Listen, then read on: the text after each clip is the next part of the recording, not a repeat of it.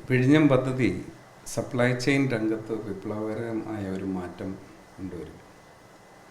കാരണം ഇതിനു മുമ്പ് നമുക്ക് 15 ദിവസവും 45 ദിവസവും എല്ലാം ട്രാൻസ്പോർട്ടേഷൻ ടൈം എടുത്തിരുന്ന സമയത്ത് ഇനി അങ്ങോട്ട് അതിൻ്റെ സമയം ഏകദേശം 1/3 കുറയാനായിട്ടുള്ളൊരു സാഹചര്യമാണ്.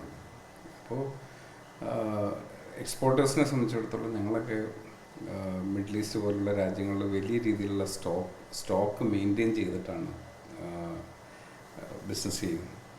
അതേസമയം നമ്മളുടെ സ്റ്റോക്കിൻ്റെ റൊട്ടേഷൻ വളരെയധികം കൂടും.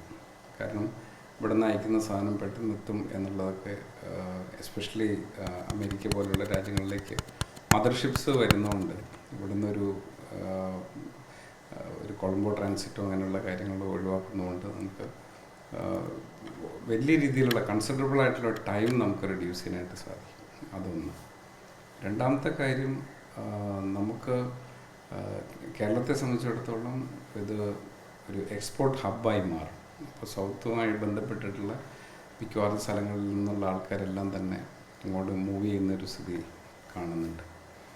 മാത്രമല്ല കേരളത്തെ സംബന്ധിച്ചിടത്തോളം കുറേയധികം സാധനങ്ങൾ ഇന്ത്യയിലേക്ക് വരുന്ന സാധനങ്ങളുടെ ഒരു പാക്കിംഗ് സെൻറ്ററോ അല്ലെങ്കിൽ ഒരു റീഡിസ്ട്രിബ്യൂഷൻ സെൻറ്ററോ ഒക്കെ ആയിട്ട് കേരളം മാറും.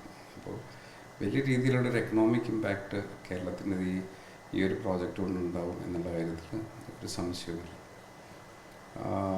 ഇത് ഏറ്റവും നന്നായിട്ട് ഉപയോഗപ്പെടുത്തുക എന്നുള്ളത് നമുക്ക് കൂടുതൽ വീതിയുള്ള റോഡുകളും കാര്യങ്ങളും എല്ലാം വന്നു കഴിയുമ്പോൾ ഇതിൻ്റെ സ്പീഡ്, ഇൻറ്റേർണലി ഉള്ള സ്പീഡും നമുക്ക് വർദ്ധിപ്പിക്കാനായിട്ട് സാധിക്കും.